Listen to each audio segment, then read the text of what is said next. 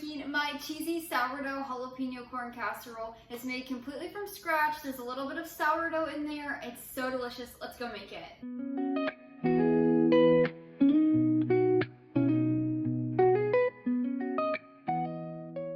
Before we get started, you want to preheat your oven to 350 degrees Fahrenheit. And then you'll also want to grab an 8x8 stainless steel baking pan. This is just a brownie pan. If you're using a ceramic or glass baking dish, you're going to need to add more time and adjust the temperature up 25 degrees. So I recommend using a metal baking pan. I've just buttered and floured this to grease it, so we'll set that aside. And then you'll also want to grab 2 jalapenos, and you can do this a few ways. We want to get them in small chunks, so you want 2 medium to large size jalapenos. So you can either shred them like this with the large hold side of a cheese box grater, or you can use a knife and you can just finely dice them. It's up to you if you want to keep the seeds in. You can either remove them or keep them in for this recipe. Also, before we get started, you can find my full written recipe link down in the description below. Just click that link, it'll take you over to my blog where you can print and save the recipe at any time. So let's get started making this corn casserole. So you'll need a large mixing bowl, and we're gonna add in 3/4 of a cup of milk. I like to use whole milk, but you can use any. We're also gonna add in 1/4 of a cup of sour cream. You could also use plain unsweetened yogurt. That just adds a little bit of fluffiness to it. It's so good. We're also gonna add in 2 tablespoons of salted melted butter. Next, we'll add in 1 tablespoon of sourdough discard. This just adds some fermentation benefits into our corn casserole. Later in the recipe, I will show you how to do a long ferment, which is completely optional, but today I'm doing the short version. So 1 tablespoon of sourdough discard. You could also use fed starter if you chose. 3 tablespoons of honey. I like to use raw unfiltered honey. 1 large egg, and then 1 teaspoon of sea salt. Now we're just gonna stir this together to combine it. You wanna make sure everything is evenly smooth and combined before we add in our corn and jalapenos and then our dry ingredients. I like to use a whisk sometimes to break up all the ingredients if they're not combining very quickly. Now that we have all of our wet ingredients added into our mixing bowl, we're gonna add in 1/2 of a cup of fresh or frozen corn. I always like to get organic, but you can use any. As well as our 2 jalapenos that we've shredded or diced earlier.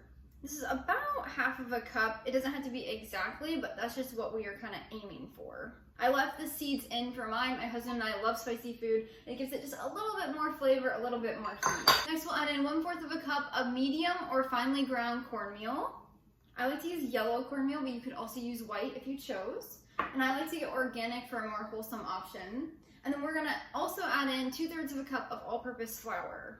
And I always like to get unbleached organic for a more wholesome option. But again, you can use any kind of all-purpose flour. And finally, we'll add in our baking soda and baking powder. Now, if you want to make this batter, put it in the fridge overnight to cold ferment, you're more than welcome to do that now. You'll just stir this mixture together until evenly combined, pop a lid on it, place it in your fridge for up to 24 hours, and then you can continue this recipe. That's completely optional. If you do that, when you continue the recipe, then you'll add in our baking soda and baking powder. You don't want to do that right away, or else they won't react when they're baking if they sit overnight in the fridge. I'm doing the quick version, so we're just gonna add in our 3/4 of a teaspoon of baking powder and 1/4 of a teaspoon of baking soda right now. Those just help make it a little fluffy and delicious. Now we'll grab our whisk or our spoon and we're just gonna stir this to combine. You don't want to overmix your corn casserole or else it can get a little gummy and dense. It's completely fine if your flour is not all the way smoothed out in your bowl. Now that we've got it all combined, we're gonna grab our pan that we prepared earlier, and we're just gonna pour this in. It smells so good. This is a great recipe for holidays. I actually made this for Thanksgiving a few years ago, and we loved it. But you can make it for holidays, you can make it for a Sunday supper, you can make it even for a weeknight if you chose. I always love serving some kind of beef with this or chicken. It's such a good hearty side. And then after it's in here, you want to spread it out if it's not yet spread evenly. Now that we've got it poured in here, we're gonna add on the cheesy part. So we'll add 1 cup of mild shredded cheddar cheese on top of here. You wanna just spread it out evenly or sprinkle it out evenly on here. I got the cheese on top of corn casserole tip from my husband's family. My mother-in-law does it and it is so good. Now this step is completely optional. Once we have our cheese on the corn casserole, we can add on a few slices of jalapeno. This is just to make it look pretty. It is not necessary. Now we're going to pop this in our 350 degree preheated oven for 38 to 40 minutes until it's completely baked. You can use a toothpick or a skewer and test in the center. If it comes out clean, then it's completely done and ready to eat. And that is how you make my cheesy sourdough jalapeno corn casserole. It smells delicious. We're having this today with some leftover roast. I cannot wait to dive in. Let's give it a quick try. This looks fantastic.